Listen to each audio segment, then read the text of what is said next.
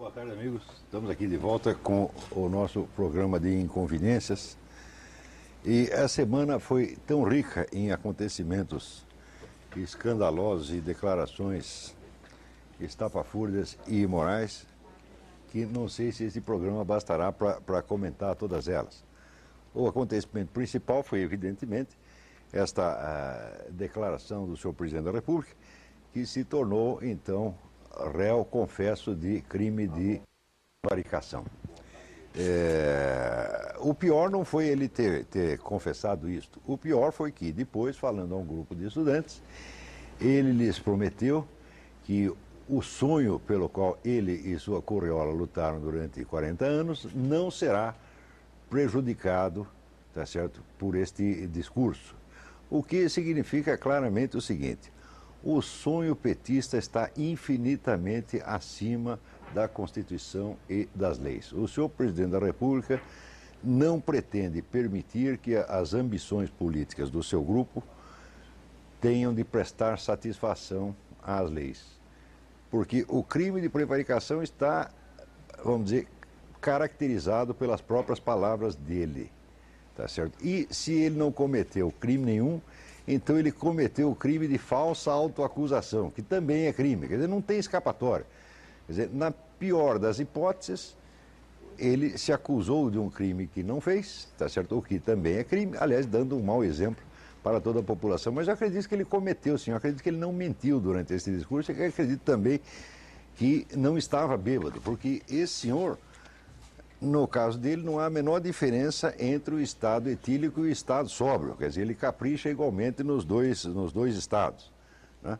Agora, o que eu não acredito é que esse processo, até o pedido de impeachment, como alguns estão pensando, chegue a surtir nenhum efeito. Porque se uma coisa está aprovada neste país é que o esquema de poder petista não é abalado por considerações menores de ordem legal. Nós sabemos, por exemplo, quando houve o famoso caso Valdomiro, houve vários políticos tucanos que acharam que aquilo iria derrubar o ministro José Dirceu, ou talvez até lesar gravemente, né, o poder da presidência da República. E na época eu escrevi claramente: o Valdomiro é mais poderoso do que o Congresso e a mídia juntos. Nada pode arranhar este esquema. Ele é invulnerável, ele está acima de todos nós, acima das instituições e acima das leis. Olha, o que aconteceu? O Zé Dirceu não foi derrubado, o Valdomiro não foi punido, não aconteceu nada para ninguém, o Valdomiro está lá intacto, colosso, tá certo? E toda a nossa mídia e todos os deputados irritados, nada puderam contra ele. Não é que não puderam contra o Zé Dirceu, não puderam sequer contra o Valdomiro, tá certo? Agora, no caso, se o senhor presidente da República confessar não um, mas 30 crimes, ele pode confessar e ainda dizer: não vou pagar por isso, o nosso sonho não será afetado por estas coisinhas, por estas picuinhas como uma lei. Quer dizer, que importância tem eu ter cometido um crime de prevaricação? Vocês calem a boca e nos deixem continuar com o nosso sonho. É exatamente isso que está acontecendo neste país. Ao mesmo tempo, não sei se vocês repararam que, no caso do assassinato da freira americana, a investigação começou, vamos dizer, com o escarcéu dos diabos, uma investigação aberta, transparente, etc, etc. Foi aparecer na investigação o nome de um petista, porque o assassino disse que tinha sido contratado por um vice-prefeito petista, foi aparecer o nome de um petista e instantaneamente a investigação passou a ser feita sob segredo de justiça. E tão logo ela passou a ser feita sob segredo de justiça, apareceu a notícia de que o assassino tinha voltado atrás, tinha desconfessado. Olha, tudo isso é tão evidentemente podre, tá certo? Que eu creio que o país, diante dessas notícias, ele já nem reage mais, já está totalmente insensibilizado. Isso quer dizer que as leis não importam, só importa o sacrossanto plano do Foro de São Paulo para a criação da chamada União das Repúblicas Socialistas da América Latina, URSAL. Quer dizer, é este o objetivo pelo qual trabalha o presidente do governo, e este objetivo, na entender deles, está acima do julgamento, não só nacional, mas do julgamento humano. tá certo? Também, vamos dizer, este florescimento inaudito, vamos dizer, da corrupção, da sem-vergonhice, etc., tem algo a ver com o seguinte fator. Nós estamos com um governo que tem um programa duplo, um secreto e outro público. Tem um que ele apresentou para o eleitorado brasileiro e tem outro que ele se comprometeu a realizar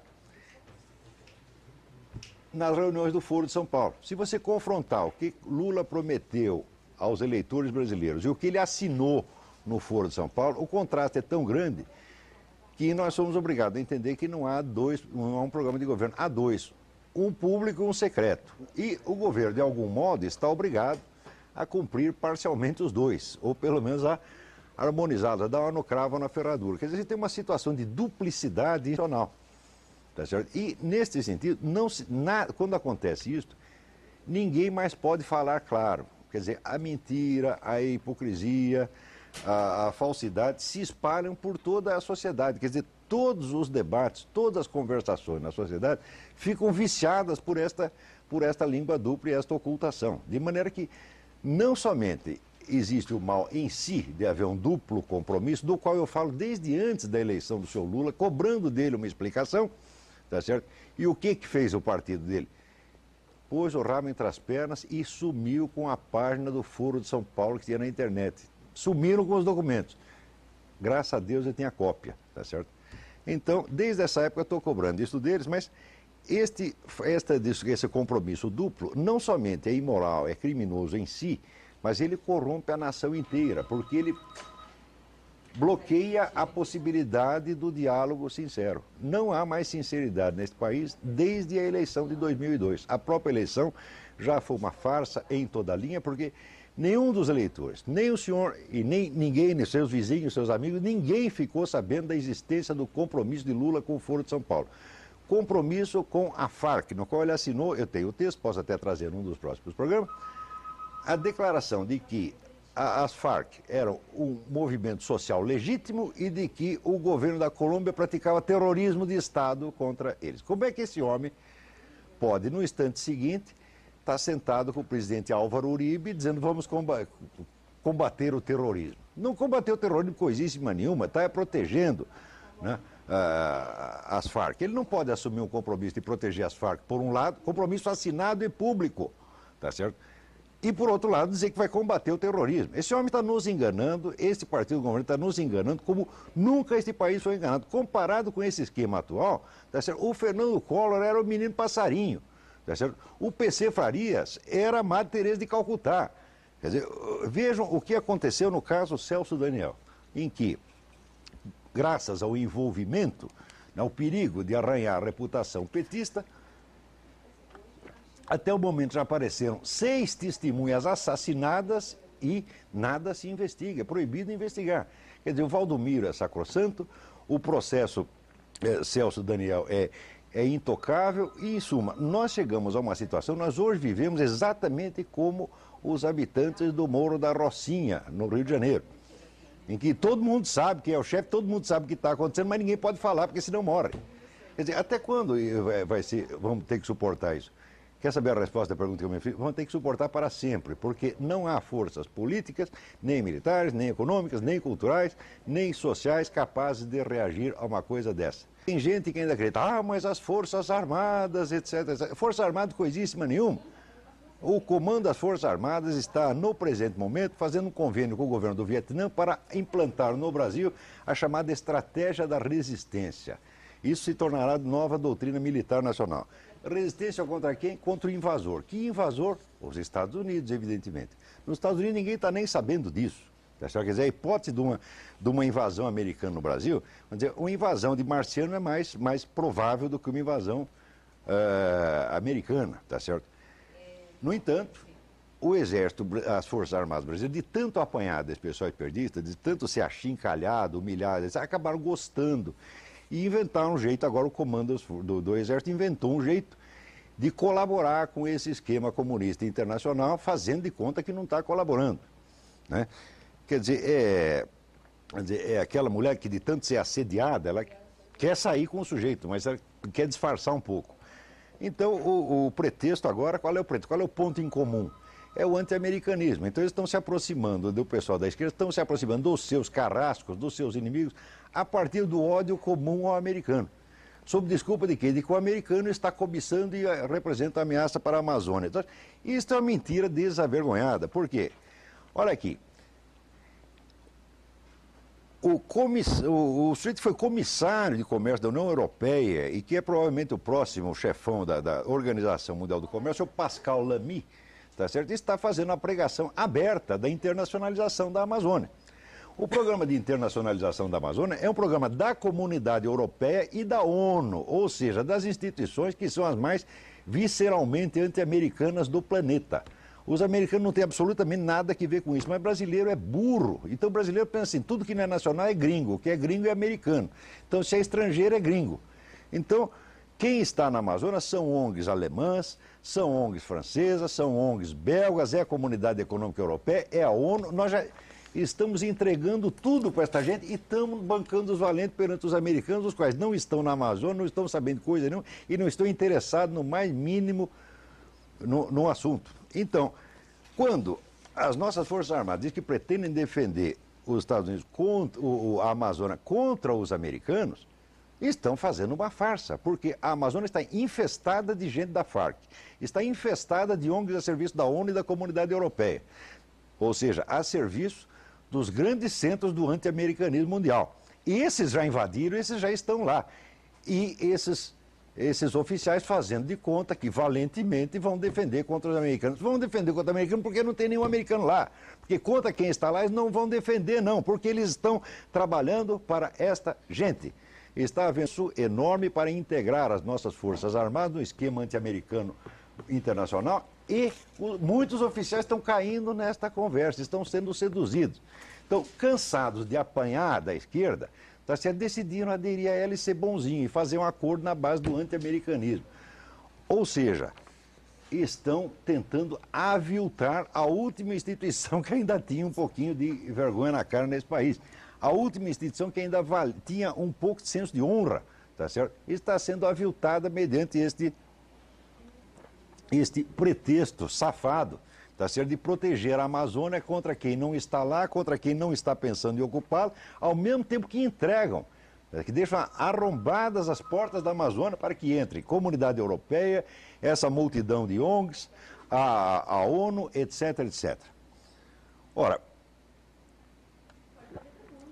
por outro lado, quando se fala de esquema imperialista internacional, a gente pode perguntar às pessoas o seguinte: olha, você, por favor, me apresenta aqui um plano estratégico americano para a ocupação da América Latina.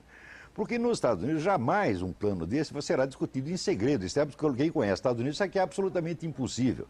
Se houvesse alguma tendência para os Estados Unidos meter a pata nesta parte do continente, isto já estaria sendo discutido, tá certo, dentro dos Estados Unidos há 10 anos. E já teria aparecido em todos os jornais, já haveria denúncias no Congresso, etc. Não há nada disto, tá certo? Os Estados Unidos não estão pensando absolutamente em nenhuma expansão, nem nesta parte do mundo, e aliás, nem em nenhuma, porque se disser que foi a guerra do Iraque foi ocupação imperialista, mas que ocupação imperialista é essa? Que tu vai lá, derruba um ditador, faz eleições livres, tá certo? E depois deixa lá os teus soldados para garantir o novo governo que foi eleito com votação maciça da maioria da população. Que raio de imperialismo é este? Tá certo? Imperialismo é o que a China está fazendo no Tibete há 50 anos, que na cidade de Lhasa já tem mais soldados chineses do que cidadãos tibetanos. E os chineses lá já mataram 1 milhão de cidadãos tibetanos e ninguém reclama. Isto sim é ocupação, porque o único país, o único Estado que tem ambições imperialistas sistemáticas, documentadas, provadas e antigas, tá certo? E que as está pondo em ação não é os Estados Unidos, é a China. Tá certo? Eu vou sugerir aos senhores um livro aqui, eu sei que nesse país ninguém lê nada, todo mundo só fala do que não sabe, mas eu sugiro a leitura deste livro, Hegemon, Os Planos da China para Dominar a Ásia e o Mundo, de Stephen Mosher. Tá certo? Esse sujeito foi um cientista político, um dos cientistas políticos ocidentais que mais tempo permaneceram na China, tá certo? E aqui ele está aí com documentos oficiais chineses, todo o plano chinês de expansão. Plano de expansão no qual o Brasil tem uma função espetacular. tá certo? Porque o chinês precisa desesperadamente de soja. De soja não é para comer soja, é para dar para porco. Porque você precisa, segundo os técnicos, de 7 quilos de soja para fazer 1 quilo de carne de porco. Como o chinês, tem chinês que não acaba mais, e todos eles comem carne de porco, então a soja, que é o alimento essencial do porco, é essencial para a sobrevivência da China. A China só tem um lugar para comprar soja, que aqui é a América Latina. Tá certo? Porque o preço americano, o americano é autossuficiente em soja, produz soja aqui. Se eu disser alguma besteira, Monê, por favor, você me interrompa. Os Estados Unidos são autossuficientes em soja, o preço americano não vale a pena. Então vem comprar aqui. Nós, por nossa vez, a nossa única riqueza no momento é a soja. Quer dizer, nós vivemos do agronegócio, vivemos da soja. Ora, acontece que nós só temos um cliente, esse cliente é a China. Então nós vamos pagar o que esse cliente quiser, nós vamos receber o que esse cliente quiser pagar. E isto será o futuro do Brasil, quer dizer, ser o grande fornecedor de soja para a China, se o MST deixar, porque o governo, nesta altura, reconhecendo que sobrevive do agronegócio, ainda diz, ao mesmo tempo, que o agronegócio é o grande inimigo. Então daqui a pouco vão liberar para o MST invadir todas as fazendas produtoras de soja, acabar com a nossa produção de soja, então não teremos nem isso para vender. Ao mesmo tempo, o afluxo de chineses para esta parte do mundo é enorme, tá certo? E o que os chineses estão comprando de terra no Brasil é uma coisa medonha, tá certo? E, por outro lado, estão também ocupando justamente as favelas do Rio de Janeiro, tá certo? E no Rio de Janeiro, toda pessoa que conhece a vida nas favelas sabe, tá certo, que os chineses lá constituem, vamos dizer, um mundo à parte, com o qual ninguém mexe. Eu sei que até os narcotraficantes todos têm medo de chineses, então não mexe com eles. Então, graças a esta importância econômica do Brasil para a China, você pode ter certeza que o Brasil está incluído neste plano, tá certo? Então, e já estamos sendo subjugados pelas exigências chinesas, estamos sendo atrelados à economia chinesa, tá certo? A Amazônia já está ocupada por gente da Comunidade Europeia e da ONU.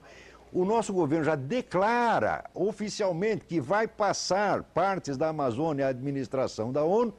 Tudo isso está acontecendo e nós estamos nos defendendo contra quê? Contra o imperialismo americano. Ora, para cair nessa precisa ser muito idiota, tá certo? Agora, tem gente, tá certo, que acha que qualquer coisa que saia daquele discurso estereotipado da esquerda, do anti-imperialismo americano, é tudo invencionice. Não há plano de expansão nenhum na China, não há nenhuma OPEA na Amazônia, e o grande perigo para nós são 6 mil soldados americanos que estão na Colômbia. Ah, que horror, eles estão lá matando gente da Farc. Que intervenção imperialista mais danosa à nossa soberania nacional. Agora, todo esse bando de gente da Farc que entra na Amazônia e mata soldados brasileiros, toda essa gente da Farc que está operando e dirigindo o narcotráfico no Rio de Janeiro, tudo isso não é ameaça nenhuma à soberania nacional. Tá certo? Ora, quer dizer, nós chegamos a um ponto, vamos dizer, em que a discussão nacional, o debate nacional nunca tem nada a ver com os fatos que estão acontecendo. Basta acontecer uma coisa que o brasileiro discute outra. Tá certo? Não conheço caso análogo na história do mundo. Quer dizer, a alienação chegar a este ponto, tá certo? Ao ponto de que qualquer pessoa que conhece os fatos e levanta a realidade dos outros acha que é maluco. Quer dizer, talvez o maluco seja eu mesmo. Quer dizer, esses fatos não aconteceram, tá certo? Só o que acontece é, vamos dizer, o que sai na nossa grande mídia. Olha, a grande mídia brasileira, o que é? Um grupo de 3 mil pessoas, 3 mil jornalistas, tá certo? 100% comprometidos com movimentos de esquerda, muitos deles vivendo de dinheiro de gente, de grupos de esquerda, muitos deles comprometidos profissionalmente com organizações de esquerda, tá certo? E os que não estão comprometidos profissionalmente, estão comprometidos socialmente, por via da amizade. Quer dizer, é um grupo de 3 mil pessoas encarregadas de mentir. A classe jornalística hoje constitui o sistema de informações da esquerda nacional. Ou seja, toda a nossa mídia, toda a classe jornalística, mas com exceção de um ou dois, mas é mínimas exceções, tá certo? Está trabalhando para a desinformação esquerdista e faz isso conscientemente, faz isso há 30 anos. Tá certo? Agora, no Brasil, o sujeito abre aí a Folha de São Paulo, abre o Estadão e acha que são instituições veneráveis, tá certo? E que são até instituições de direito, é que não sabe como estão essas empresas. Essas empresas estão todas endividadas com o governo, dirão o que o governo quiser. Tá certo? Então é esta a situação. As empresas, o que é um dono de uma empresa jornalística hoje? É um sujeito que está acossado. Por um lado, ele está acossado pelo fisco e pelos bancos oficiais que estão lhe cobrando a dívida. E acossado, por outro lado, pela redação, que é um grupo organizado, militante e agressivo de esquerdistas. Quer dizer, eu não queria ser o dono do jornal por nada deste mundo, hoje em dia. No entanto, o povão acredita que ser dono de jornal é ser o dono da bola, tá certo? O dono de jornal hoje não manda nada, quem manda é o banco estatal e quem manda é a redação organizada. E você está sendo enganado por esta gente. Uma situação de um engano tão geral e de uma alienação tão geral em relação aos fatos, eu nunca vi um análogo disso na história do mundo. Isso só poderia acontecer no Brasil, tá certo? Que é um país que parece feito para ser enganado. Ora, eu vou lhe dizer até que ponto você é enganado. Por exemplo, várias igrejas, igreja católica, luterana, batista, etc., se juntaram para dar um apoio à campanha do desarmamento. Isso é para induzir os fiéis a votar em favor do desarmamento no plebiscito que se anuncia. Tá certo? E o porta-voz desta campanha, porta-voz oficial desta campanha, diz: não, esta será a nossa luta contra as multinacionais. E você acredita? Porque o sujeito está lhe dizendo que existe um interesse em empresas multinacionais que vendem armas para o Brasil e que estão interessadas em bloquear o desarmamento, quando é exatamente o contrário. Não existe nenhuma multinacional vendendo arma no mercado brasileiro. Nenhuma. Há mais de 30 anos não tem nenhuma. Quem vendia arma aqui era uma empresa brasileira, que era a Taurus, que já concordou em não lutar contra o desarmamento, porque a produção dela é quase toda vendida para os Estados Unidos. Então, longe de haver multinacionais interessadas no mercado brasileiro, o que havia é uma empresa brasileira, tá certo, que está vendendo para o mercado exterior. Então, que luta contra as multinacionais é essa? Por outro lado, se você vai ver quem financia a campanha do desarmamento, aí sim são multinacionais. Vocês são não só multinacionais, como ONGs internacionais bilionárias, tá certo? Quer dizer, um poder monstruoso envolvendo interesses econômicos extraordinariamente grandes que se une, tá certo, contra alguma outra multinacional, não contra o senhor, que é um proprietário de um revólver calibre 32 ou de uma espingarda de caça calibre 28, tá certo? Essa gente se une contra o senhor e ainda se faz de coitadinhos, como se eles fossem os desamparados e o senhor fosse a multinacional. E isto que ele está fazendo são religiosos. Religiosos. Mas que autoridade moral e religiosa tem esta gente? Vou lhe contar qual é a autoridade moral da Igreja Católica, por exemplo, neste país. Em São Paulo, a arquidiocese cedeu um andar inteiro do seu edifício para uma entidade chamada Católicas pelo Direito de Decidir. Tá certo? As católicas pelo direito de decidir se apresentam como se fossem senhoras católicas, com a diferença de que são favoráveis à liberação do aborto. Tá certo? Só quando você vai investigar o que é esta organização Católicas pelo Direito de Decidir, é uma organização americana, tá certo? Cujo primeiro ato público, quando foi fundada, e parece que em 1978, foi sagrar a sua fundadora, cujo nome não me recordo agora, sagrar a sua fundadora com o título de Papisa Joana I, numa cerimônia feita na escadaria da Catedral de St. Patrick. Ou seja, uma coisa mais paródica do que essa não é possível. Tá certo? Além disso, esta fundadora fez uma declaração pública dizendo o seguinte: eu passei a vida procurando um governo que eu pudesse derrubar, até que eu descobri a Igreja Católica. Esta mesma entidade publica uma revista chamada Conscience, nos Estados Unidos, Consciência, tá certo? Que tem páginas e páginas celebrando o deus Baal da Bíblia. Tá certo? E odes ao santo nome de Lúcifer. É uma entidade satanista que está operando no Brasil, satanista sim, professamente satanista, que opera no Brasil sob a proteção da Arquidiocese de São Paulo. E você vai dizer que esses bispos, esses cardeais, são católicos, são cristãos, são farsantes. Nenhum fiel deve a menor obediência a essas pessoas. São criminosos, mentirosos.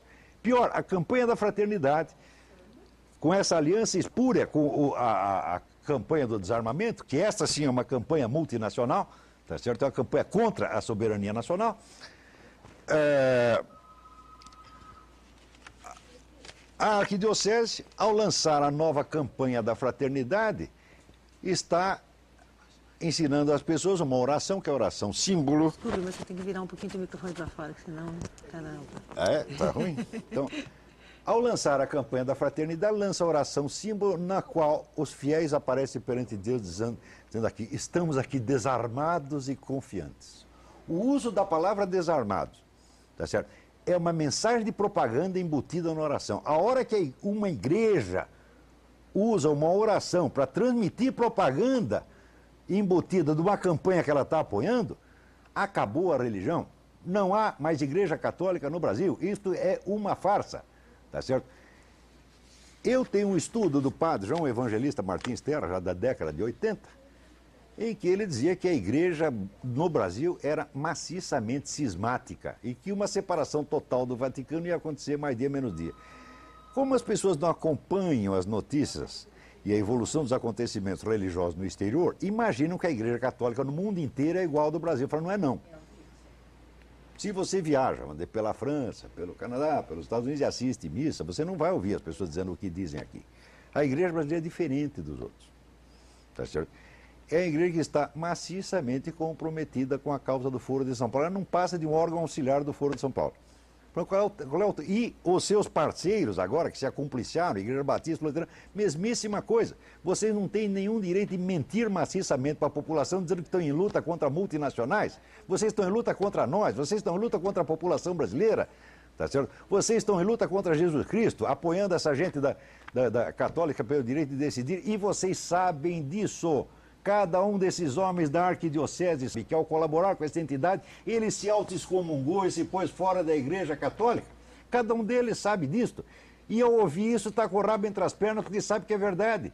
Não é isso, cardeal? O senhor sabe, o senhor é culpado disso. O cardeal de São Paulo, então, se está ouvindo isso, o senhor sabe que o senhor está acumpliciado a uma organização que é de mentalidade profundamente e expressamente satanista. Tá certo? Existem livros publicados sobre isso. As reportagens e livros que tem sobre isso circulando pelo mundo são centenas, só que aqui não chega nada. O senhor está ajudando a enganar a população, o senhor está vendendo satanismo como cristianismo e sabe perfeitamente o que está fazendo. Então, quando o país chega a isso, né, o que mais se pode esperar? Dizer, né, nós vamos nos levantar moralmente? Falei, eu acho que não vai levantar mais não. Mas o Monir tinha algumas explicações a dar a vocês sobre um assunto no qual vocês também têm sido enganados, tá certo?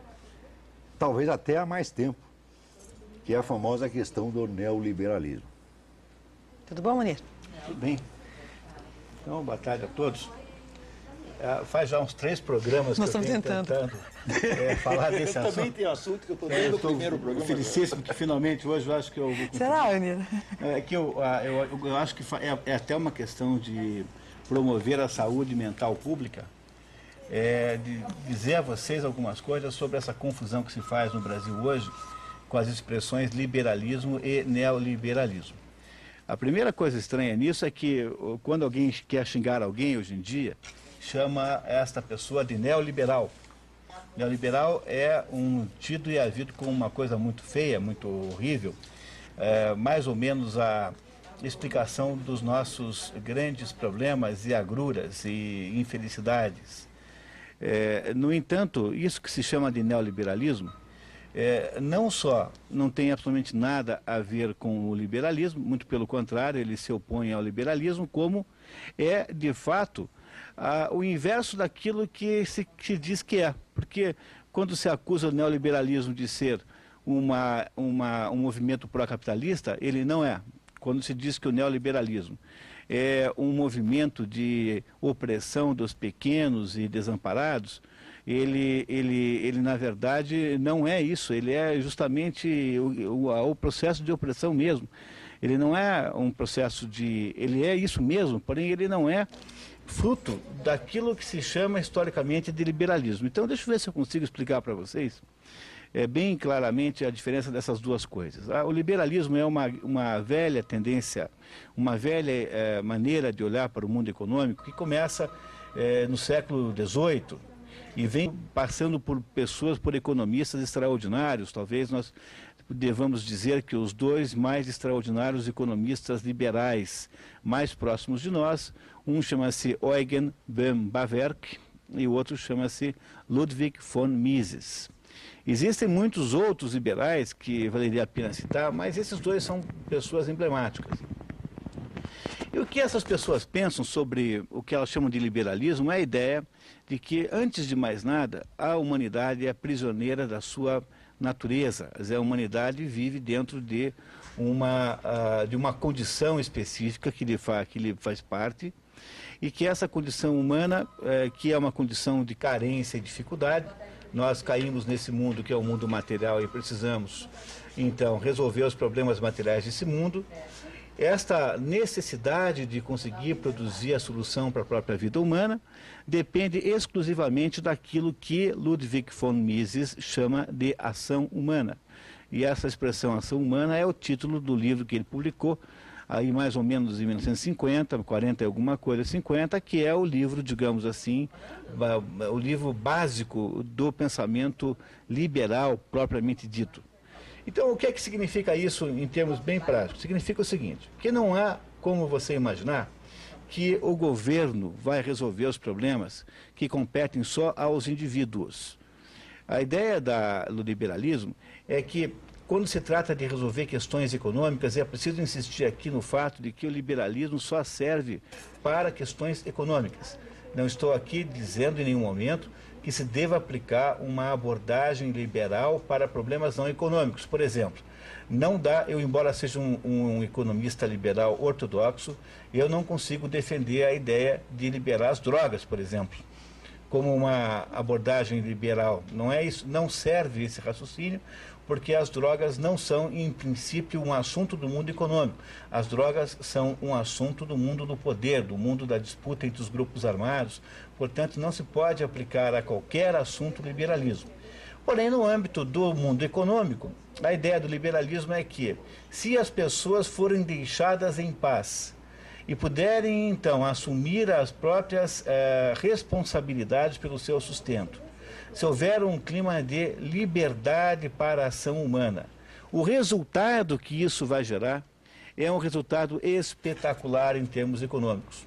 E aí, então, quando você percebe que até isso ser posto em prática, a humanidade era muito, muito mais pobre do que é hoje. A história da Europa, por exemplo, é uma história de pobreza. Aliás, se tem algum assunto que economista nenhum devia tentar discutir, é tentar compreender a pobreza, porque a pobreza, a naturalidade da condição humana, ou seja, o único assunto que tem sentido econômico de verdade é entender por que é que tem gente que não é pobre. Ou seja, o único ponto relevante é entender a riqueza e não a pobreza. Pois o que os liberais dizem, portanto, é que se a ação humana for deixada com liberdade, se o Estado, se o governo, se as instituições a deixarem funcionar com toda a liberdade, o resultado concreto que isso vai gerar, real, material, contabilizável, enfim, será economicamente muito maior do que você fazer o contrário, que é ficar estabelecendo restrições e limitações à ação econômica, como se ela fosse em si uma coisa negativa, criminosa ou delinquente. Bom, aí então é preciso que você me ajude, o ouvinte me ajude aqui a fazer uma pequena reflexão. E se você prestar atenção um minuto, você verá que o que acontece na prática do dia a dia do Brasil é uma sucessão interminável de limitações à atividade econômica. Faça um exercício, tente estabelecer um carrinho de cachorro-quente, tente abrir um pequeno negócio para você descobrir que nós vivemos num mar de hostilidades contra a atividade econômica. O que acontece no Brasil hoje é que a atividade econômica é uma espécie de concessão que o Estado faz para você e que torna-se cada vez mais uma concessão precária. Ou seja, a qualquer momento o Estado pode retirar de você o direito de estabelecer uma atividade econômica. Bom, se isso é o liberalismo, então o que é o neoliberalismo? O neoliberalismo é o modo como os governos socializantes modernos descobriram que poderiam parecer menos socialistas. Quer dizer, enquanto o liberalismo é, de fato, uma tese é de fato uma proposição de um modo de lidar com as coisas do mundo, o neoliberalismo é uma tapeação, é mais ou menos assim. Começa tudo com a governante Margaret Thatcher, na Inglaterra, na década de 70, final da década de 70, que começa a dizer que o Estado tem que privatizar. De fato, naquele momento lá, eu não estou aqui dizendo que a Margaret Thatcher fosse uma pessoa com uma importância de líder nesse movimento, não é, mas ela tinha uma intuição de que precisaria mudar a Inglaterra. A Inglaterra ia muito mal, ela era dominada por governos socialistas sucessivos que haviam inviabilizado o trabalho na Inglaterra. Ou seja, a pressão sindical era tão grande que ninguém mais trabalhava. Qualquer situação era passível de greve, de paralisação, do que quer que fosse. A Inglaterra tornou-se menor do que a Itália, o que é uma coisa inimaginável. Como é possível que a Inglaterra, que alguns anos antes tinha um império no qual o sol não se punha e que era o mais bem-sucedido país da Terra e naquele momento do planeta, tivesse perdido em termos econômicos para a esculhambadíssima Itália, que era um país de gente que os ingleses prezam profundamente como sendo gente indisciplinada e completamente irresponsável. No entanto, o socialismo na Inglaterra fez a Inglaterra cair abaixo da Itália. Quando aconteceu isso, os ingleses fizeram alguma coisa. E a ideia era acabar com aquela república socialista que estava formada ali, e com isso começaram as tais das privatizações. As privatizações tornaram-se uma espécie de regra no mundo inteiro.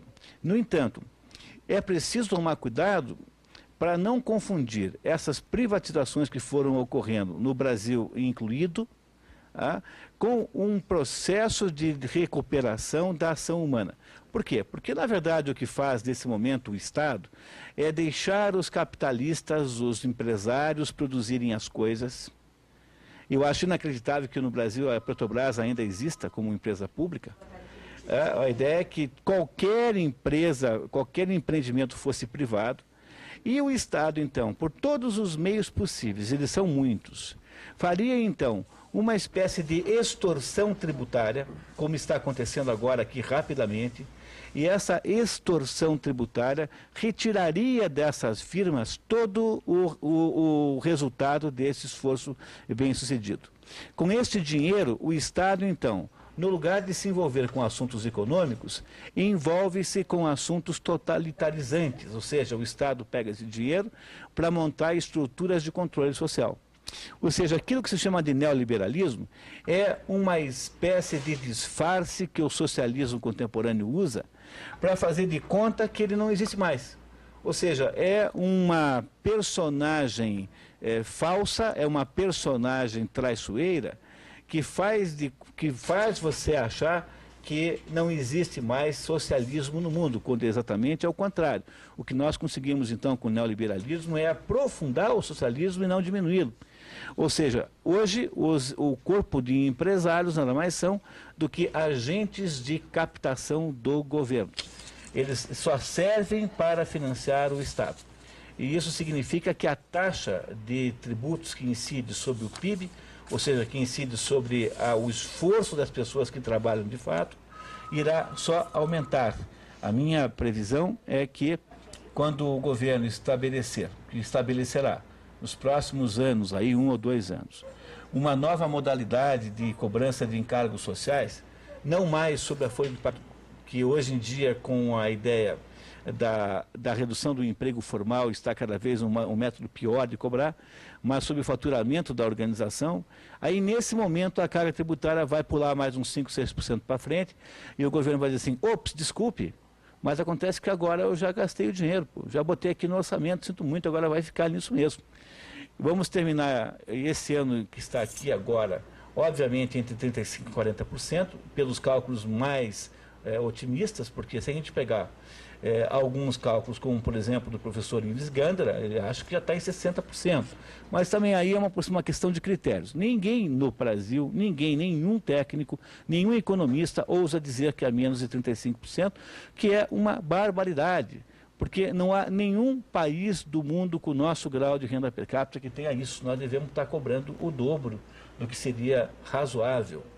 Então, o que é preciso que a gente tenha esse cuidado é a gente não bancar o trouxa e não ficar por aí falando mal de neoliberalismo como sendo alguma coisa que o governo Lula aderiu de modo errado. Na verdade, o plano é esse mesmo.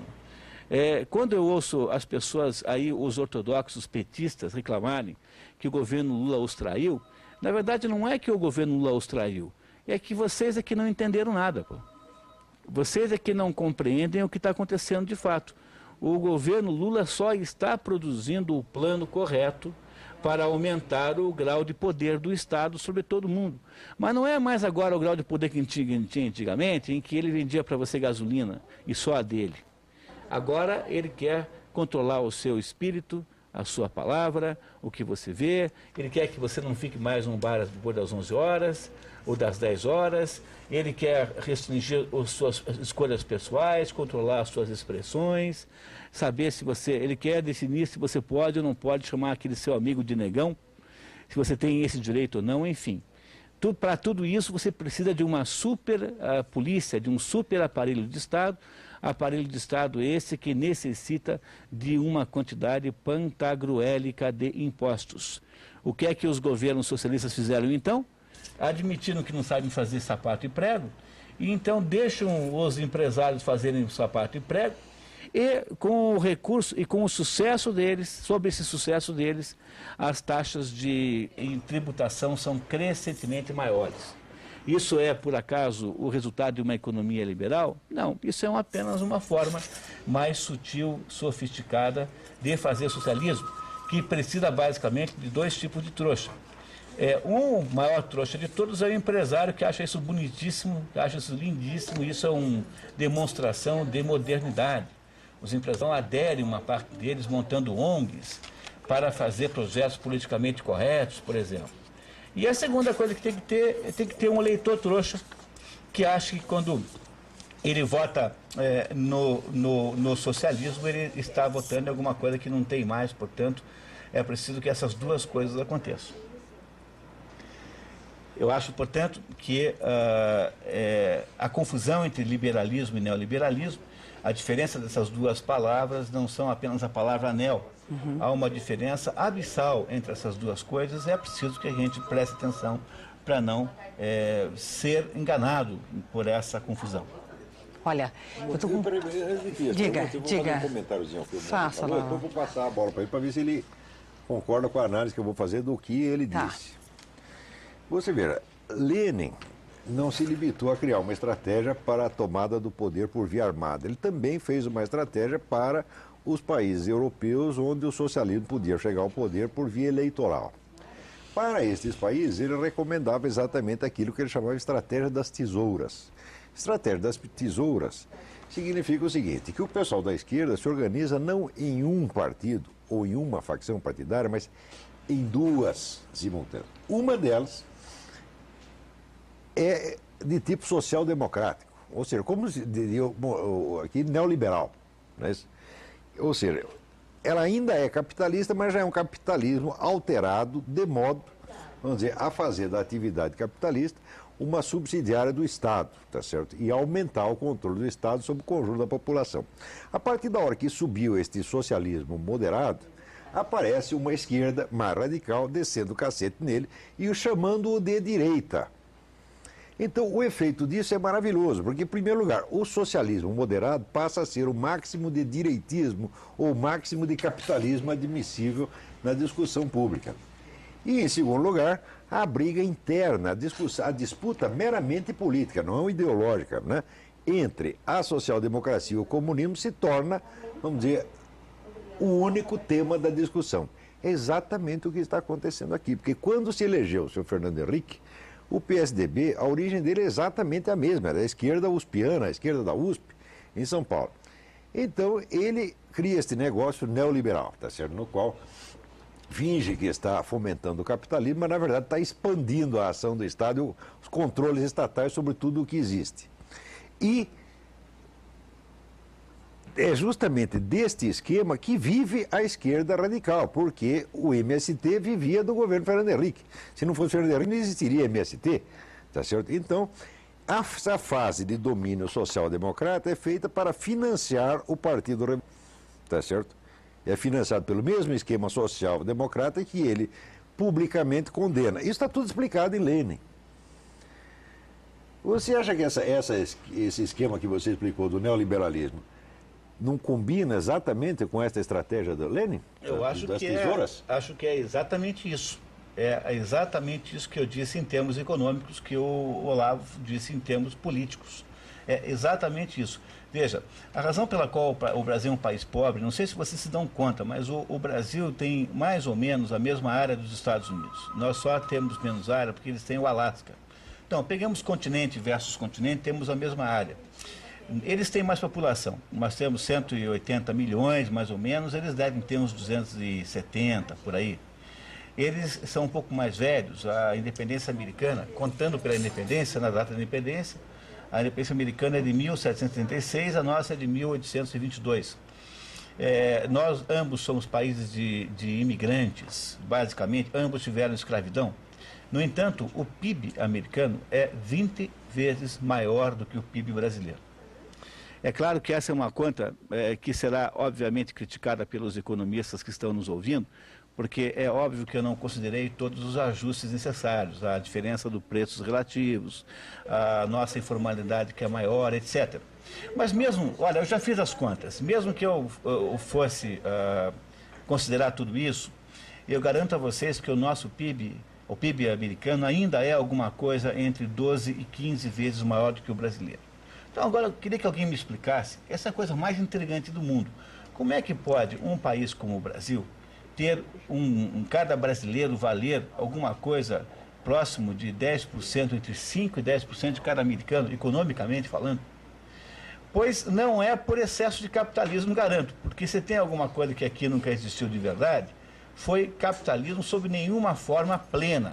Existiu sempre uma forma de capitalismo meio híbrido, associado com o Estado, meio que dependendo do governo para isso e para aquilo, vivendo de medidas de controle da concorrência, etc. Então não foi por excesso de capitalismo. Se não foi por excesso de capitalismo, foi certamente por falta dele.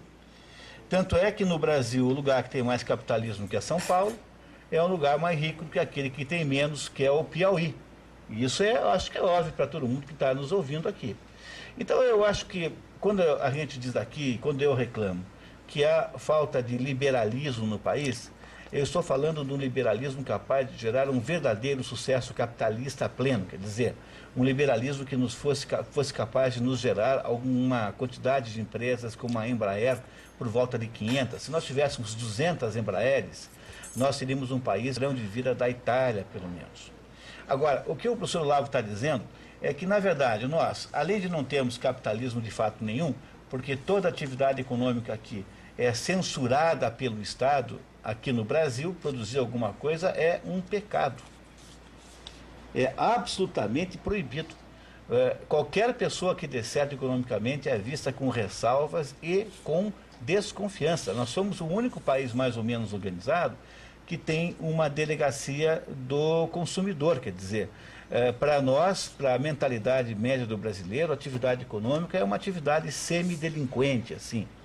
Então, nós vivemos numa sociedade hostil à atividade econômica, e aí dizemos para os eleitores que o que fez o mal do Brasil foi a atividade econômica que nós não temos porque não deixaram. Quer dizer, eu impeço que haja, de fato, o sucesso capitalista do país, e depois eu invento um Estado enorme e interferidor, que foi a causa fundamental desse desastre e desta insuficiência, e ele aparece com ares de salvador e de bombeiro, justamente alegando vir resolver os problemas que ele impediu que fossem resolvidos por sua própria conta, e pelo risco dos outros. Portanto, isso que se chama de neoliberalismo não passa de uma tramóia e de uma fraude. Ele é uma invenção da esquerda que gostaria de dizer, que gostaria de inventar um modo de sair da atividade econômica e passar a ser meramente tributarista no sentido de tributar. Só pode ter atividade política, né? A única maneira de subir na vida é entrar no partido, é que nem no socialismo, no nazismo, é sempre assim, a única coisa lícita é a atividade partidária. Então, né? veja só a situação concreta em que está o Brasil hoje, vamos falar sério agora. Num país em que quase 40% do PIB é do governo, pertence ao Estado, é um país em que o maior contratador, o maior gastador de dinheiro é o Estado. Imagine, então, o que é este volume de dinheiro na mão do Estado. O Estado, pelos seus meios coercitivos, por exemplo, por um sistema de exigência de certidões negativas. Então, o Estado cria a maior de todas as cargas tributárias do mundo, aí, em termos de nível de juros. Aí o Estado submete as pessoas que não conseguem pagá-la a uma espécie de limbo econômico, ou seja, proíbe-as de concorrerem e de usufruírem das encomendas públicas, justamente no momento em que a única encomenda que existe é a encomenda pública. Quer dizer, tem alguma coisa mais socialista do que isso? O que nós estamos conseguindo fazer, na verdade, é a implantação do socialismo de verdade, por meio da transformação dos empresários em porquinhos que você vai comer assados no Natal. E isso com a concordância absolutamente alegre, inacreditavelmente pacífica dos próprios. E até onde vai isso que você está falando? Até que ponto a mentalidade brasileira é assim, é anticapitalista, é contra a economia, é contra a riqueza, é contra a produção e só é a favor da comedeira estatal? Se você ler todo o noticiário sobre o que está acontecendo lá no Amazonas, com o assunto da freira, você vai ver que uma parte dos personagens, aquilo é descrito como um conflito entre dois tipos de personagens. Uns são designados pelo termo pejorativo grileiros e os outros pelo termo elogioso trabalhadores rurais. Quem são uns e quem são outros? Quando você vai ver, quem está sendo chamado de grileiro é o sujeito que invade uma terra, ocupa uma terra devoluta, terra que não tem dono, ele vai lá, ocupa aquilo para implantar soja ou criar gado. E o que é um trabalhador rural? Trabalhador rural é o sujeito que invade fazenda produtiva, queima tudo e depois fica vivendo de cesta básica e bolsa escola do governo.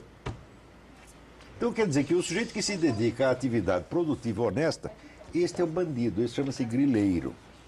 Tá certo? E o vagabundo parasita que fica vivendo do seu dinheiro, do dinheiro de imposto, este é trabalhador rural. Esta inversão de vocabulário é uniforme em toda a mídia nacional. Ninguém escapa.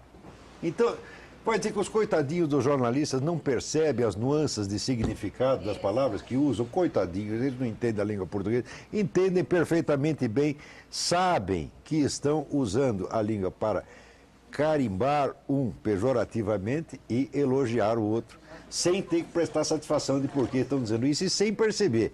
E sem que o leitor perceba que por trás desta escolha de palavras existe uma indução e uma manipulação. Isso é geral. E para os jornalistas já é instintivo, eles já fazem isso espontaneamente. Parece que temos perguntas aí. Muitas. Então, posso lá? Vamos lá? Vamos lá. Bom, primeiro os comentários. O Robson Campos do Cristo Rei, senhor Olavo, é uma grande satisfação vê-lo na TV, sempre acompanhei o site Mídia Sem Máscara e acho ótimo. Muito obrigado. O Durian do Campo Comprido cumprimenta e parabeniza pela coragem e ousadia de fazer esse programa. Itamar Campos, de Aclimação, do bairro coragem Aclimação. precisaria para não fazer, viu? Porque se eu não estivesse dizendo essas coisas, eu já estaria sofrendo tanto que ia estar no hospício de ver tanta loucura, tanta mentira. Não poder falar nada, é verdade. Para dizer o que eu estou falando, não precisa coragem nenhuma, não precisa só um pouco de bom senso. O Itamar Campos, do bairro Aclimação de São Paulo, parabéns ao senhor Olavo por não ter medo de falar a verdade. A Ana Lourdes Gomes, do Abranche, senhor Olavo, seus comentários estão de parabéns pela veracidade que Obrigado, poucos têm gente. de fazê-lo. Eduardo do Portão, senhor Olavo, por favor, quais são os sites que podemos achar as informações tanto da igreja quanto da instituição? Muito bem. Eu não tenho aqui de cabeça o site agora, Nós vamos providenciar, né? Você aguarde que vai sair um artigo meu, tá certo?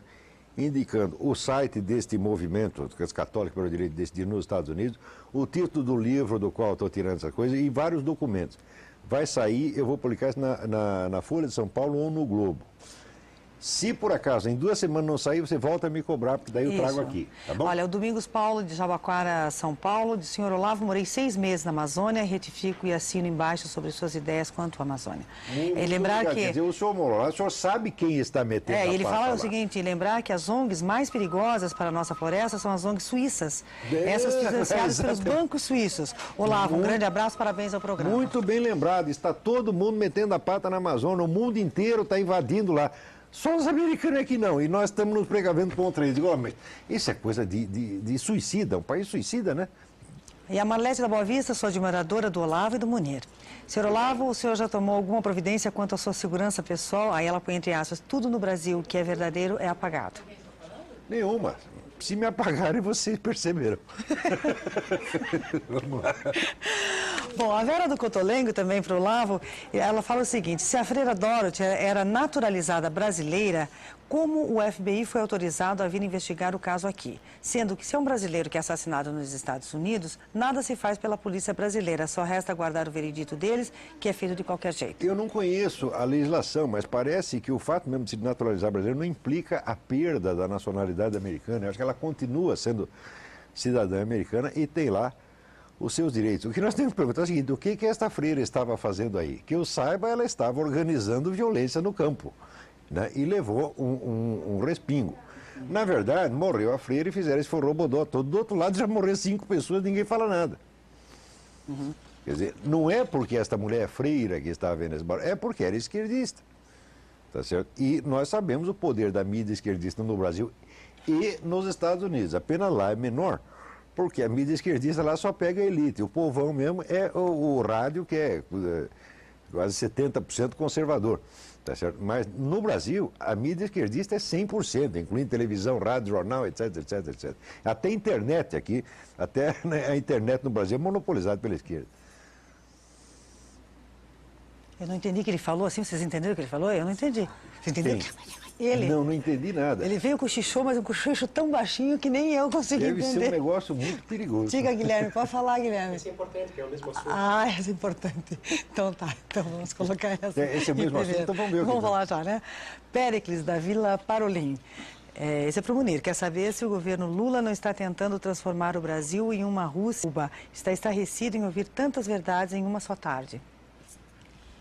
Olha, politicamente, se está fazendo isso politicamente, a pessoa que tem que dizer isso é o Olavo, que afinal tem muito mais informação do que eu, sobretudo no contexto do Foro de São Paulo. Vou passar a palavra para ele em 1 minuto, mas, sob o ponto de vista econômico, o que está acontecendo aqui está acontecendo em todo o mundo.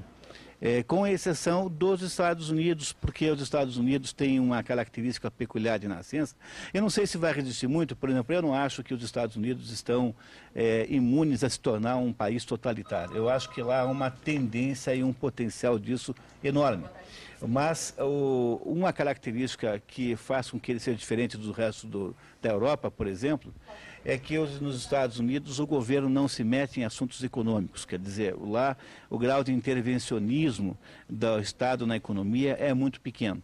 No entanto, no padrão europeu típico, da Suécia a Portugal, tanto faz, ou seja, aqueles países que são membros da comunidade europeia, que não se iluda, ela vai abranger toda a Europa. Com o tempo, ela vai abranger toda a Europa, incluindo os países, digamos, mais ao Oriente, como os países que pertenciam ao bloco soviético.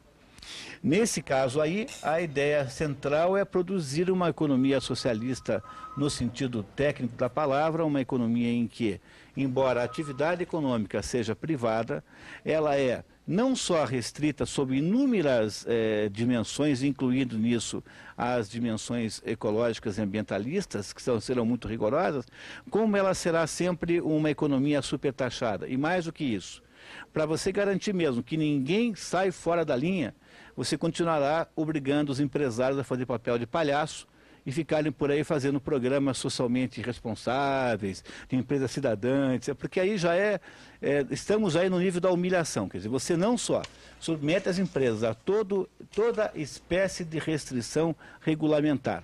Os impostos são impagáveis, não porque as pessoas não queiram, porque é impossível saber quanto é que tem que pagar.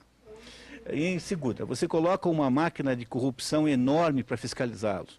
Terceiro, você dá poderes excepcionalíssimos para burocratas de órgãos ambientais com o poder de obstaculizar tudo.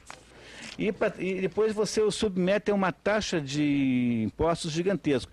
E então, para mostrar quanto eles são palhaços, mesmo você os obriga a fazerem esses teatrinhos de responsabilidade social, que é mais ou menos como você obrigá-los a uma pena alternativa. Então fica todo mundo fazendo umas bobaginhas aqui, contando para o mundo isso com toda a alegria. Agora, essa referência que você fez, os americanos europeus, isso é importantíssimo, porque esses povos europeus, eles sempre gostaram desse negócio de intervencionismo estatal. Entre os anos 20 e 40, lá, quem não era comunista era nazista ou fascista. Quer dizer que é exatamente a mesma coisa, é tudo o Estado metendo a pata em tudo. O único país onde havia gente pensando o contrário era a Áustria, onde aparece a escola austríaca de economia, com o von Mises, Bombawerk e outros, etc.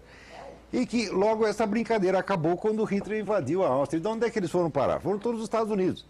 Então, o que havia de pensamento capitalista liberal na Europa foi para os Estados Unidos. E sobrou lá só este lixo estatista, socialista, nazista, fascista. Tá certo? Quer dizer, a Europa é muito culpada do estado do mundo hoje. Ela já fez crimes, assim, Primeira Guerra, Segunda Guerra, tudo isto, vamos dizer, é esta violência estatal europeia, tá certo? Que é uma praga que pegou e que eles não se livraram até hoje. E o único país que está inocente, que não fez mal a ninguém, que foi a Áustria, foi logo o primeiro que pagou. Não sei se vocês sabem, mas a Suíça até o ano passado, ou o ano de 2003, um dos dois, eu não lembro bem agora, a Suíça não estava associada a nenhuma entidade global. Então a Suíça não era membro da ONU, a Suíça não era membro de nada, nenhuma organização, da OMS, da Unesco, nada. A Suíça era um país que tinha uma independência sob o ponto de vista de atrelamento a atividades e instituições globalistas em geral. Não é mais. Quer dizer, agora já mudou, né? A Suíça agora já é membro da ONU, que era a última defesa, quer dizer, era o último momento, era a última resistência, a última trincheira antes da derrota total. Então eu diria assim, que se a sua pergunta está ligada, relativa, a esse novo procedimento neoliberal de transformar o empresário em financiador do Estado, ou seja, transformar todo mundo que trabalha numa espécie de neo-escravo. Então é assim, se todo mundo que trabalha agora é um neo-escravo, então quem acha que neoliberalismo é alguma espécie de liberalismo, na verdade é um pouco neo-bobo. Na verdade, temos que dizer isso com clareza, assim. Quer dizer, esse é o plano fundamental que está sendo posto em prática agora. A socialização pelo controle absoluto do Estado de toda a atividade econômica, seja do indivíduo, seja da pessoa, seja da organização da firma. Veja, nenhuma barreira deixará de ser transposta, nenhum direito irá permanecer, nada estará garantido. Todas as suas ações serão passíveis de contestação pelo Estado. Ou seja, não há mais salvaguardas para que o indivíduo possa ter uma defesa contra o poder discricionário do Estado. Sobretudo, se continuar o processo na Suprema Corte de substituições tidos como liberais no sentido brasileiro da palavra, tidos como juízes voltados para o sentido de justiça, por pessoas que estão indo para a Suprema Corte com um viés totalitário, ou seja, com uma ligação ideológica, orgânica, com os partidos socialistas que estão no poder. E achar que o neoliberalismo é um tipo de liberalismo é a mesma coisa que achar que o mico-leão dourado é um tipo de leão, você tá entendendo? O pessoal raciocina assim, vai pela palavra, a palavra é a mesma, acha que é a mesma coisa. Outro comentário aqui do Márcio, do bairro do Morumbi de São Paulo, que deveria ser pego todos os políticos colocados em um estádio, nossa, e colocar uma bomba acabando com todos eles. Ou então uma revolução também seria útil. Meu filho, na hora de comprar a bomba, já ia ter superfaturamento, já iam meter a mão, e Marquisa também não ia resolver nada. Não ia, né? O Léo da Vista Alegre parabeniza e pede que seja transmitido em horário nobre. A Francisca do Centenário, que esse programa deveria ser passado na Globo, na SBT, na Record, por muitas pessoas deveriam ser alertadas do que realmente acontece. Olha, eu não sei se esse programa deveria ser passado em todos os lugares, mas eu sei que os outros não deveriam ser passados em parte alguma. Agora, Maria da Graça diz o seguinte: grileiro de terra é bandido, tanto que foi morta a irmã Dorothy por um deles. Não, a senhora está enganada. Defendendo esses grileiros de terra, estamos defendendo a bandalheira no país. Não, a senhora está muitíssimo enganada. O grileiro é o sujeito que ocupa a terra porque ele precisa dela para plantar soja ou criar gado. Tá certo? O fato de receber um nome pejorativo não quer dizer que seja um bandido. Tá certo? E também, o fato de que a freira foi morta, o outro lado já matou 5 pessoas e ninguém está falando nada. E a freira foi morta, tá certo? Depois de envolvida em situações muito graves, porque o pessoal está dizendo o seguinte, que ela estava tocando fogo numa caminhonete do que era dos grileiros, entre aspas, e que os camaradas tentaram impedir, não conseguiram, então atiraram nela. Tudo isso precisa ser averiguado. Você não pode partir da presunção de que a freira, porque é freira, tá certo? É uma santinha, tá certo? Porque afinal de contas, olha, Rasputin também era frade, você tá entendendo? E aqui até o Frei Beto é frade, tá entendendo? E vai confiar nessa gente só porque é frade. Pô, a igreja hoje não é a mesma coisa que você conheceu na sua infância, tá certo? Um dia eu vou contar aqui, vou trazer os livros e documentar a história, tá certo? Da destruição interna da igreja pelos seus inimigos. Vocês vão ficar assustados. Quer dizer, hoje quando você vê um sujeito de batina dizendo que é padre, cuidado. Em 90% dos casos, o sujeito não é sequer cristão, está ali fingindo. Como essa gente que está metida agora em campanha de desarmamento e dizendo que luta contra multinacionais, sabendo que isso é mentira, tá certo? Não confie nessa gente como autoridade religiosa, não são autoridade religiosa de maneira alguma, são farsantes. Se você examinar a situação deles pelo Código de Direito Canônico, você verá que estão todos excomungados. Você não deve obediência e nem respeito a essa gente. Não merecem respeito. A Arquidiocese de São Paulo inteira, a hora que se acumpliciou com as católicas pelo direito de decidir, se auto-excomungou. Você não tem nada que beijar a mão dessa gente, não. Não precisa cuspir, mas também não é para beijar. Vamos lá.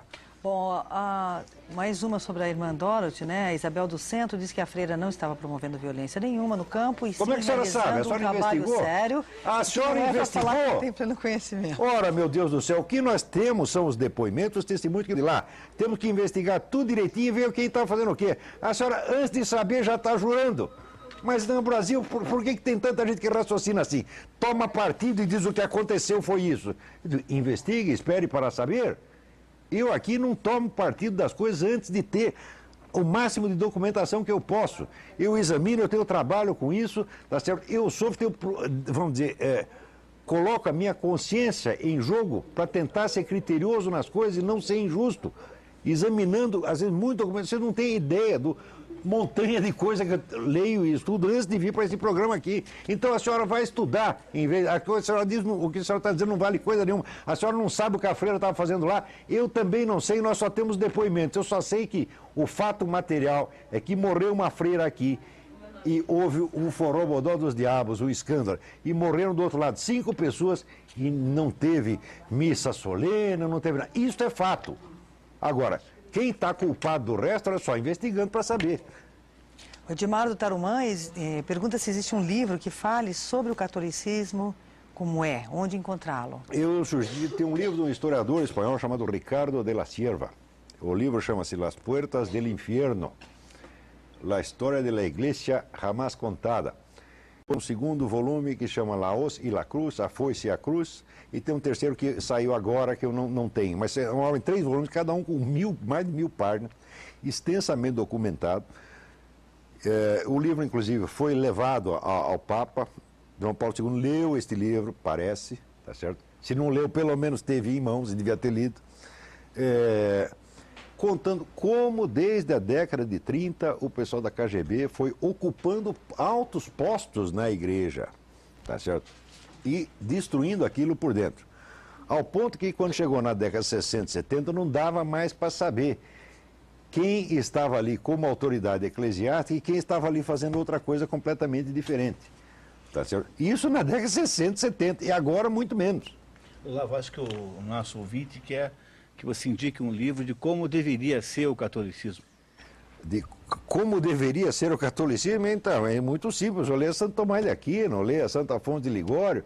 Quer dizer, a bibliografia, vamos dizer, católica, cristã, é enorme. Só que hoje em dia ninguém a conhece. O pessoal que quer saber o que é catolicismo vai perguntar para o Frei Beto, que jamais teve a menor ideia disso aí e nem quer ter. Frei Beto entende, é de Nova Era, de Florais de Bach, tá certo? E daquele outro palhaço, como é que chama o homem do tal da física, Fritjof Capra, é disso que ele entende. De catolicismo ele não entende coisíssima nenhuma, não entende nem quis entender jamais. Quer dizer, tudo isso que está se apresentando como religião no Brasil é uma farsa. Agora, a gente não pode furar essa barreira completamente. A única maneira de furar é ou você viajar e ficar um tempo no exterior. recebendo as informações lá, ou então daqui mesmo, se você tiver dinheiro, tiver um cartão de crédito, comprar livro estrangeiro, americano, europeu, daí você fica sabendo como é que as coisas estão andando. Agora, aqui a gente tem um bloqueio de informação, nessa parte religiosa também, ao ponto de que uma organização como a Católicas pelo Direito de Decidir, que a Conferência Americana dos Bispos fez a declaração oficial dizendo que essa entidade não é digna de apoio nem da confiança da igreja, aqui esta entidade chega e ocupa um lugar no pré da arquidiocese, sob a proteção lá de suas eminências, tá certo? E o brasileiro não sabe que está sendo enganado. Vamos continuar? Vamos. A Marilena do Portão dá parabéns ao programa e já que não tem anunciantes, ainda bem que não tem nem intervalo comercial, quem financia vocês? O Loja vai falar e sabem que vocês três são apresentadores de respeito, muito respeito e parabéns novamente. Obrigado. Obrigada, Marilena. Eu vim aqui sem receber um tostão, ninguém está financiando coisíssima nenhuma, você está entendendo? Ninguém está recebendo um tostão. Quem insinuar que estamos trabalhando para alguém será processado na forma da lei por crime de difamação. Não venham mais com essa conversa. Não, mas essa daqui está dando os parabéns para nós. Eu sei, não, mas não estou falando com ela. Pensei que você estivesse falando com ela. Tá certo ela. Não, tá mas estou falando porque isso aqui toda hora chega assim. Quem está financiando você? Esta maldita mentalidade brasileira. O brasileiro acredita que as pessoas só sobem na vida mediante desonestidade. Tá certo? Então... É outra coisa. É assim, achar que as pessoas só fazem alguma coisa por causa de dinheiro. Por causa de dinheiro, Então, a ideia, isso no fundo eu sei explicar porque que é assim. Quer dizer, eu como sou economista, eu já aprendi o seguinte, que no nível das ciências sociais, ou seja, nas universidades onde há cursos de ciências sociais, é tão difundida a mentalidade marxista, todos se transformaram em marxistas. Quer dizer, todo mundo, no fundo, mesmo que não tenha muita convicção, mas lá no fundo acredita que tudo nesta vida depende de dinheiro e se transforma em luta para ganhar um dinheirinho, uns tostões aqui e ali. Então, é muito difícil para um brasileiro entender, por exemplo, um ato heróico, para entender um ato de um santo, para entender um ato de uma ascese de uma santa, uma pessoa que passa a vida inteira num processo de meditação, um homem que morre pobre, mas foi honesto e foi responsável por uma existência digna, por uma existência segura.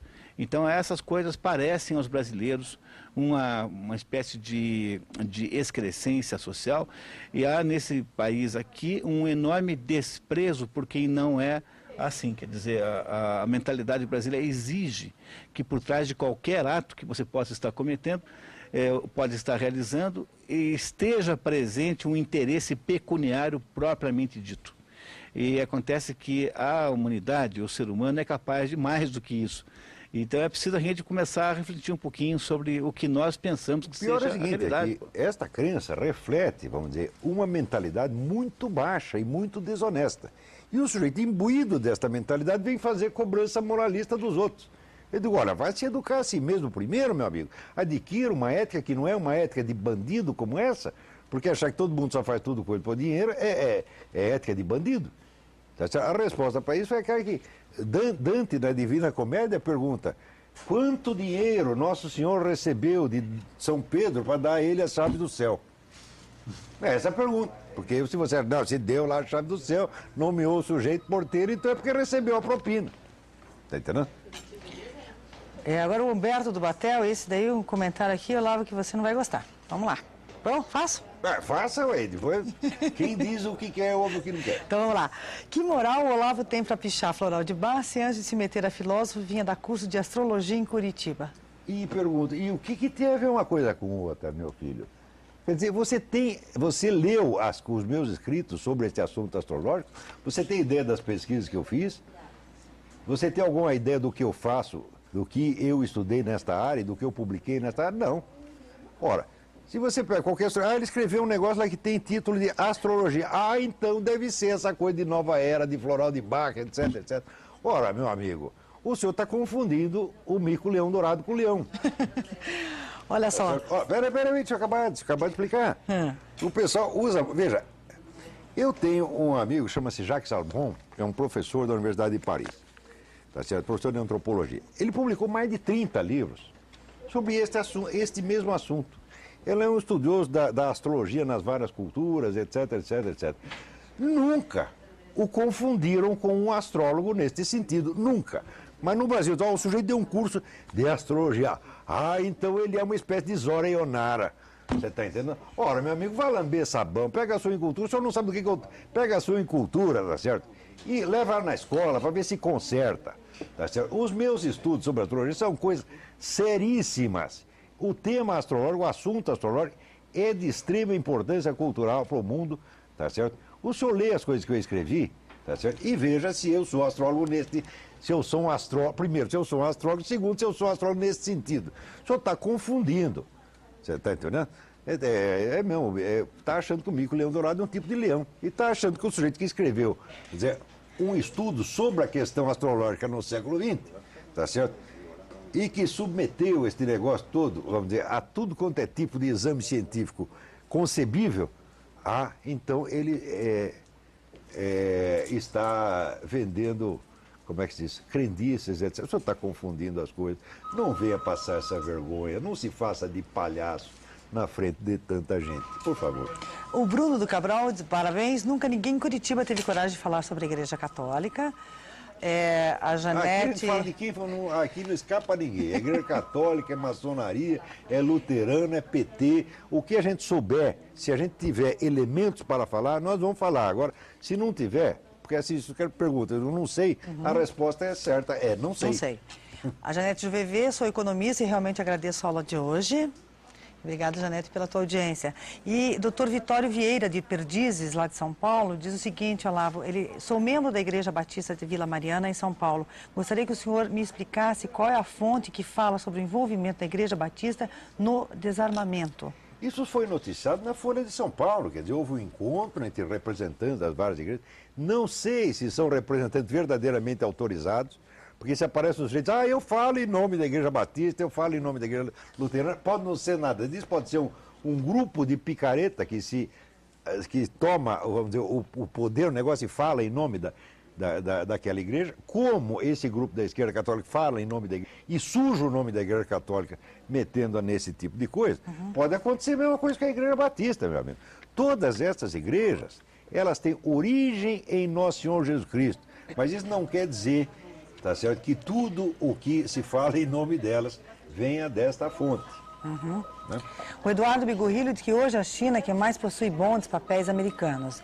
Como a China e os Estados Unidos têm sistemas políticos bem distintos, qual o risco para os Estados Unidos de que a China venda esses títulos? Será possível uma destabilização dos Estados Unidos? Não pelo seguinte, porque o que são bonds? São debêntures, títulos públicos, títulos emitidos pelo governo americano. A China, de fato, como é o país quase mais líquido, eu não sei se vocês sabiam, mas os Estados Unidos, por causa do modo como eles estão organizados, eles têm um déficit comercial gigantesco. O buraco comercial americano é quase 2 bilhões de dólares por dia. Quer dizer, todos os dias que passam, os Estados Unidos vendem 1 bilhão e 800 milhões de dólares a menos do que compram. Então, os Estados Unidos precisam emitir títulos para que o dinheiro volte sob forma de investimentos lá. Então, se a China, que é um dos maiores beneficiários desse déficit, porque se os Estados Unidos têm um déficit de quase 2 bilhões de dólares por dia, esse déficit corresponde a superávites de outros países, obviamente. Então, se a China, por causa da sua situação econômica muito boa, ela é proprietária desse dinheiro, quer dizer, ela recebeu um superávit comercial e transformou em aplicações no governo americano. Se ela for vender esses papéis, o que ela vai fazer é um muito mau negócio, porque ela vai vender a título do quê? Ela vai ter que vender por algum preço inferior que a pessoa que comprar vai receber, quer dizer, ela vai vender com um deságio. E aquele que comprar vai fazer um bom negócio em relação a ela. O que é uma outra coisa, que é o fato de que a China pode ter recursos em dólar que não são recursos aplicados em bonds, ou seja, são recursos líquidos.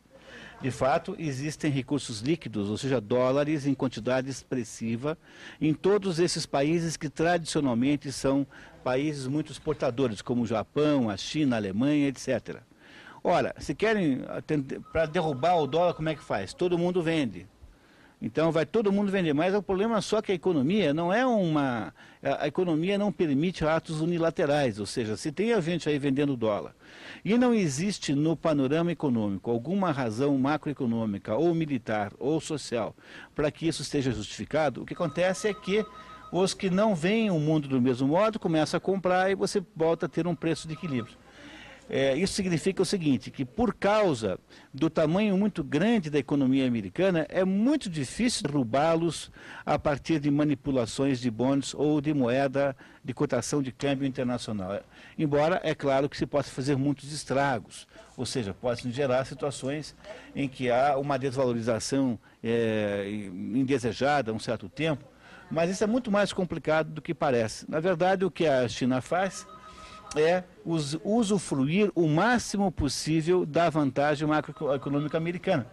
Ou seja, os Estados Unidos põem lá um dinheiro imenso e o interessante é saber que a maior parte do superávit cambial chinês não vem das suas exportações, mas vem do fato de que o investimento de firmas americanas lá é extraordinário. O que, mais uma vez, comprova a tese de que o capitalismo não tem preocupações ideológicas. O capitalismo pode funcionar com qualquer regime político. Ele pode funcionar muito bem com o mais radical país fechado do mundo e com a democracia mais aberta. Os empresários americanos, o grande capital americano, ele só está interessado no seu próprio bolso e no seu próprio sucesso. Ele não tem a menor preocupação em saber se aquele sucesso que ele está gerando para a China possa um dia reverter-se militarmente contra o país de onde ele tem origem. E isso explica muito a diferença que há entre o capitalismo e o socialismo. Enquanto o socialismo é uma ideologia e parte de princípios que se refletem na sociedade, o capitalismo, na verdade, é de uma espontaneidade que chega às vezes às raias da inconsciência. É por isso mesmo que é absurdo aquele pessoal liberal que acreditava que, aumentando a dose de capitalismo na China, iria liberalizar o regime. Mas as coisas não são assim. Quer dizer, o capitalismo não é uma ideologia, não é um sistema político, o capitalismo é uma técnica que é transportável para vários regimes políticos diferentes. Então, quer dizer, você pode liberalizar a economia e não liberaliza o regime de maneira alguma, que é exatamente o que aconteceu na China. Na década de 80, todo mundo dizia, não, o capitalismo vai florescer na China, então logo haverá uma democracia. Eu disse, sim, o capitalismo, a atividade capitalista, sob o controle do Estado, aumentou, mas o regime não afrouxou de maneira alguma. É isso? É mais uma vez uma demonstração da crença em que nesse mundo tudo se resolve com dinheiro. É uma percepção que a pessoa tem de que todo mundo é comprável 100%, que qualquer coisa se consegue com dinheiro. Uhum. Essa é a pressuposição das pessoas que acham que o capitalismo resolve os problemas morais, éticos do mundo, etc, etc. Você não basta capitalismo, você precisa ter o capitalismo e daí você precisa lutar pela democracia, lutar pela liberdade. Quer dizer, a liberdade econômica não traz as outras liberdades. Uhum. Então, ilusão, basta a gente lembrar que no Brasil, por exemplo, nós tivemos um momento de autoritarismo político maior do que temos hoje, e naquele momento havia mais liberdade econômica do que tem hoje. Isso. Até o governo Geisel, o Brasil teve um grau de liberdade econômica muito maior. Talvez as pessoas que tenham mais aí de 40 anos consigam fazer a comparação. É dizer, desde quando é que se dava ao secretário da Receita Federal o direito de se imiscuir abelhudamente dentro do seu cartão de crédito ou das contas de uma certa empresa? Então, isso é um absurdo totalitário que só tem no mundo de hoje, que é pretensamente mais democrático. Quer dizer que sem liberdade econômica não dá para ter as outras, mas a liberdade econômica não traz as outras. Quer dizer, é uma condição necessária, mas não suficiente, isso é óbvio. É por isso que eu disse antes, insisto agora, que não se pode aplicar princípios de liberalismo fora da atividade econômica propriamente dita. Ele não funciona para compreender o mundo nas atividades mais complexas, mais acima. Olha, nós temos aí, eu acredito que uns 5 minutos só de programas, né? 5 minutinhos, eles estão dando a contagem regressiva. Mas o Evandro Martini, acho que isso é fácil para você responder rapidinho, da Fazendinha, ele pergunta, Mandir, qual é o mais neoliberalista, o Estado americano ou o Estado chinês? Nenhum dos dois, porque esse conceito não se aplica a nenhum dos dois rigorosamente.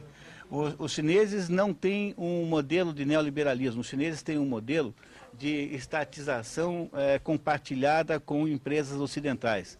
Você monta uma fábrica de tênis lá, como a Nike, e metade da fábrica pertence ao governo chinês, e mais do que o governo chinês, pertence ao exército chinês.